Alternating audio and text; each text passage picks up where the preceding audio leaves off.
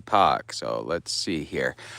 We decided to stay at the campsite one more day, take a 0 day.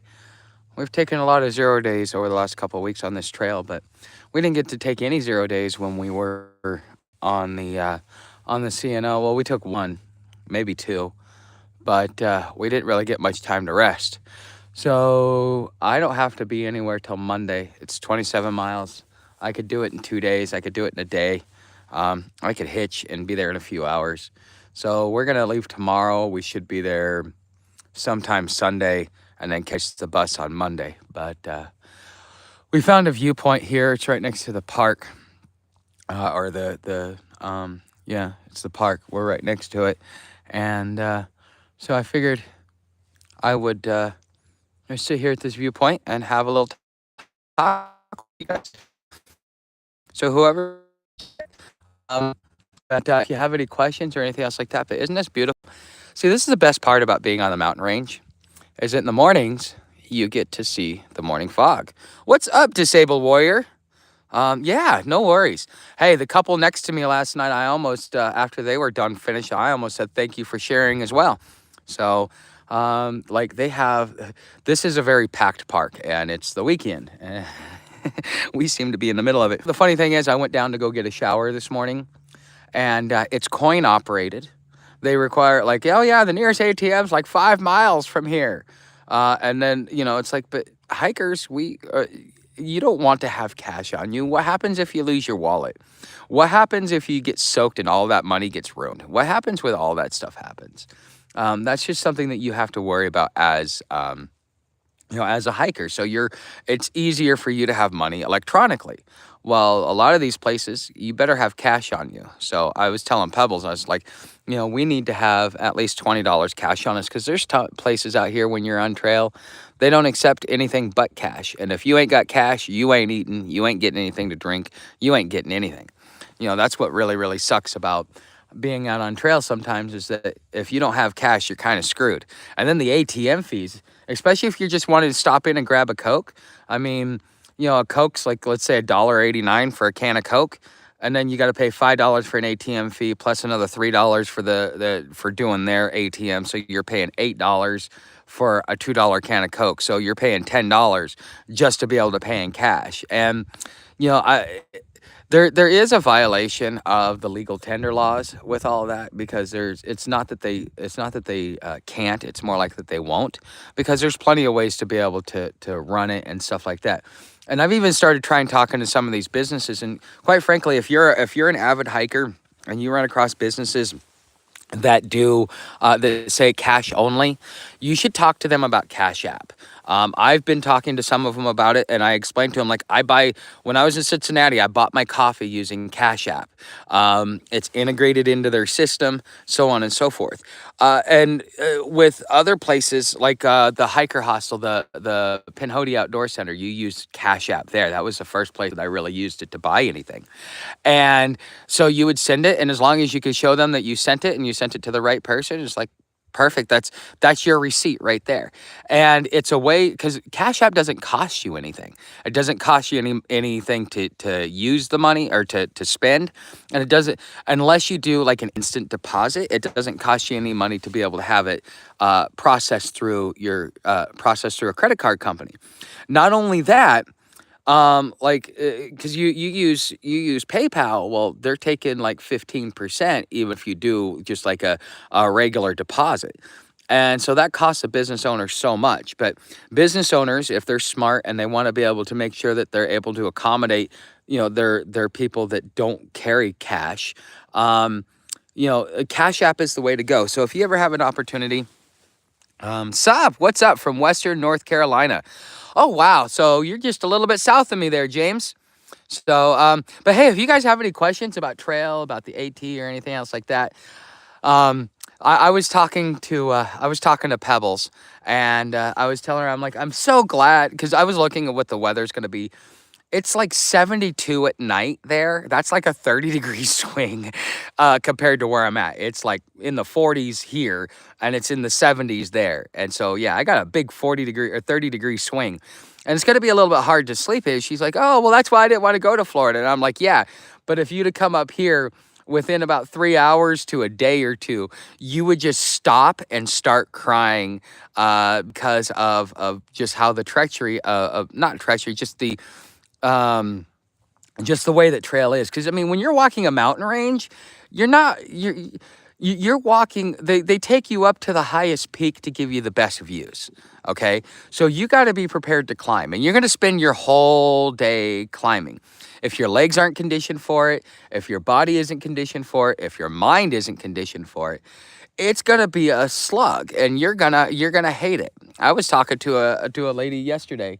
Hey, what's going on? Northbound or southbound? Oh, okay. You just doing a little day hike? Oh, okay, okay. I thought the southbound bubble's on its way through. I thought you might be part of that. Uh, oh, okay. Well, enjoy your hike, man. So that's the cool thing. And, the great thing about being a hiker as well and hiking is being able to talk to them. Because whenever you come across another hiker, they'll tell you what the terrain was behind them, and you tell them what the terrain was behind you, so that everybody has the ability to get prepared as well. But look at this. Look at this ridge right here. How high? How much climbing do you think you would have to do to get to that ridge and to walk it? Now, once you get up to the ridge, it's nice. But if you look at this ridge, if you could actually see it from my point of view, it's still an uphill trek. It's going up at maybe like a 1 or 2% grade compared to the the 4 to 7% grade that you took getting up there. And your legs have got to be conditioned with that. Plus, you've got weight on your back, anywhere from 30 to 40 pounds. Some people carry as much as 60 to 80 pounds. Don't know why, but they do. But you've got that on your back on top of climbing a hill. So now all of a sudden your legs have got to be much, much stronger. So, but we're not doing a walk today for those of you that are here. We're not doing a walk. We're just sitting here at a viewpoint, enjoying this nice view and having a nice little conversation. So if any of y'all have questions about trail, what it's like being on trail, stuff like that, we're going to talk about that. So tonight, if you, because I do a live stream, so I do 2 live streams a day if I've got the signal. First live stream is the walk and talk. Usually we walk down trail. This is for those of you that can't get out on trail and you want you want to vicariously live through my channel. Well, that's what the morning walk and talks are for, so that you could, it's just like, because I mean, it's like you're sitting right here next to me and we're having a conversation. I mean, it's a one-sided conversation, but we're still having a conversation.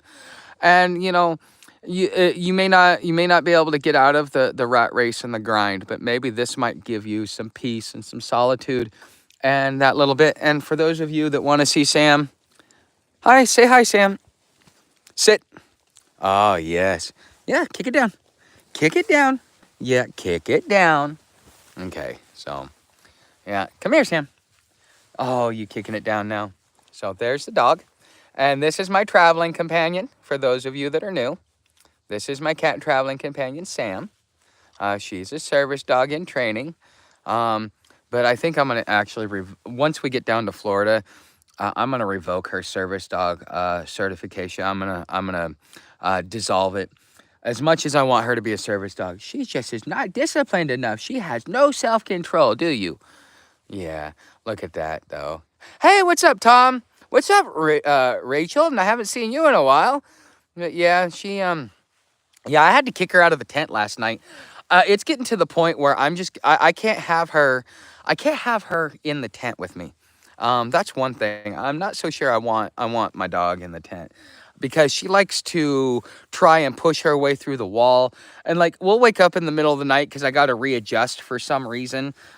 Because because of how cold it's getting, she is my feral princess. Okay. She does not like the cold whatsoever.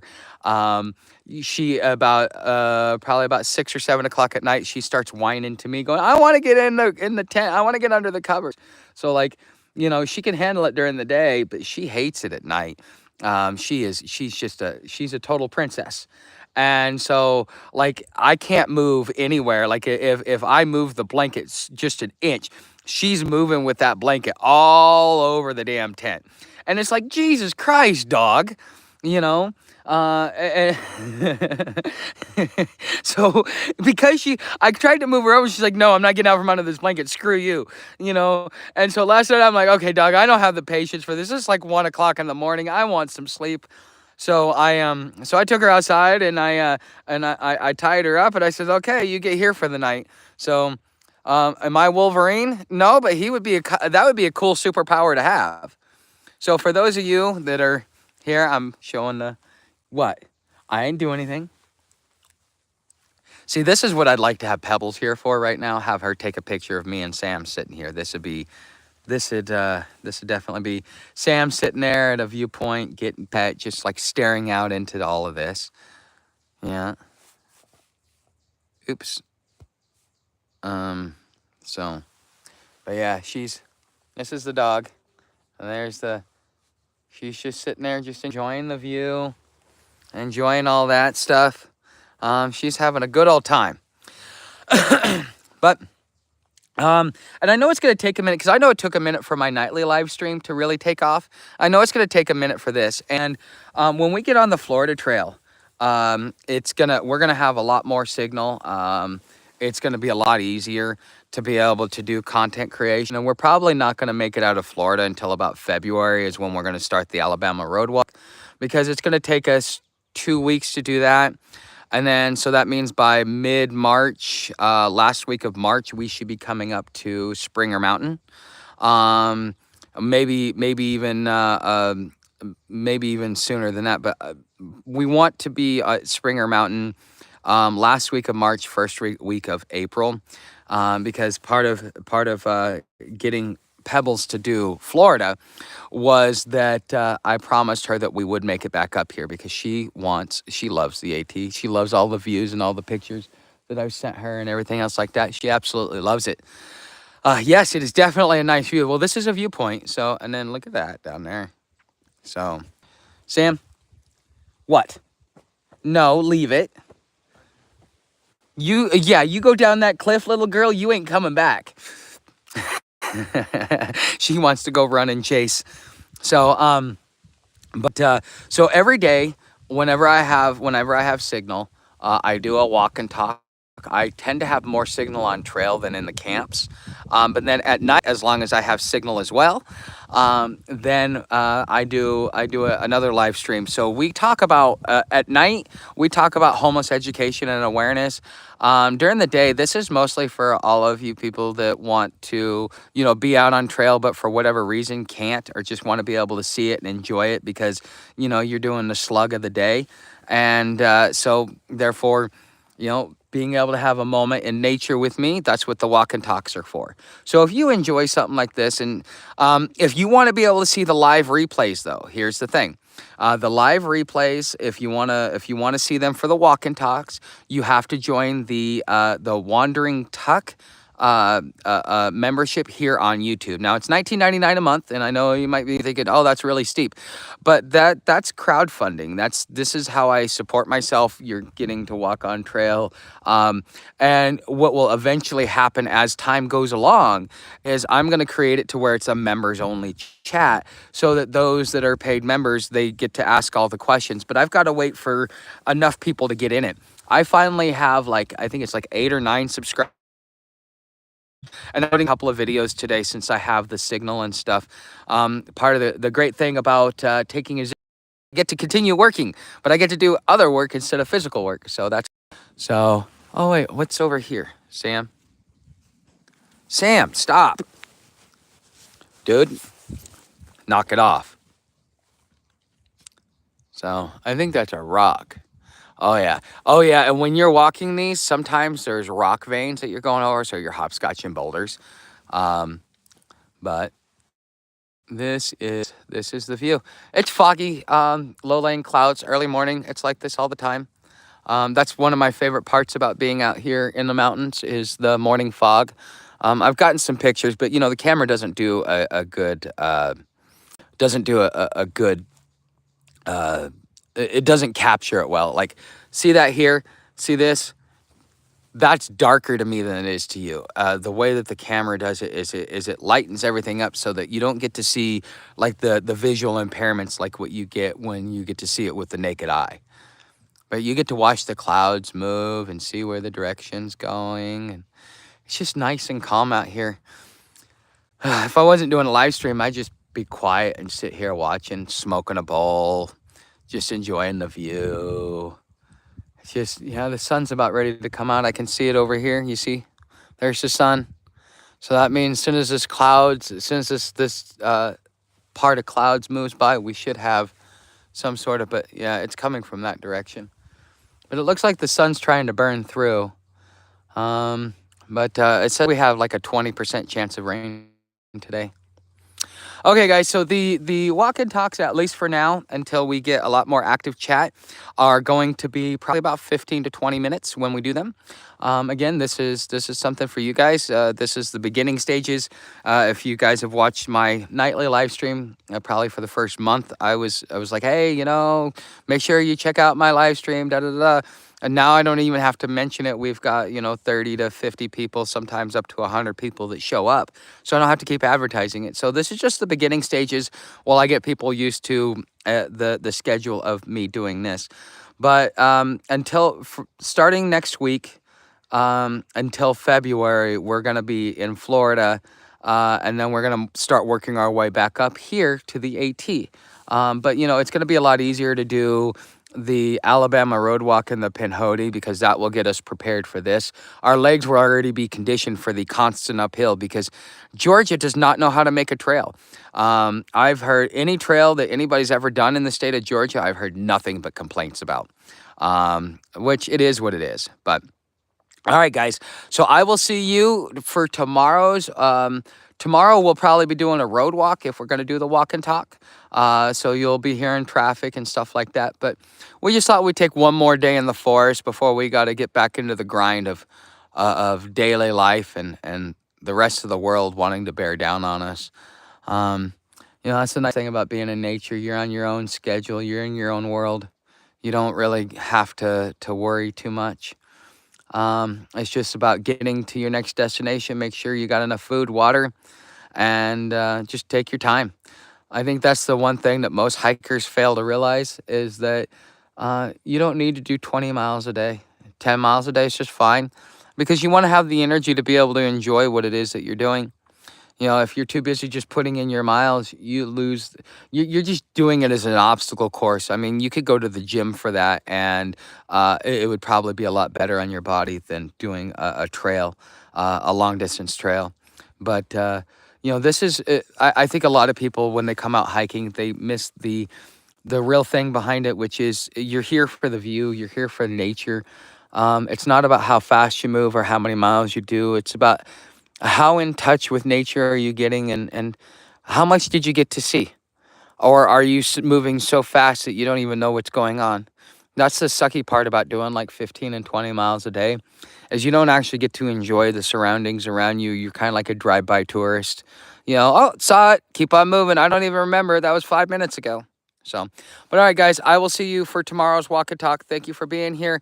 If you want to contribute to the channel, you can either become a subscriber, make sure you like, you share, and everything else is down in the description. Thanks for watching. See you guys tomorrow.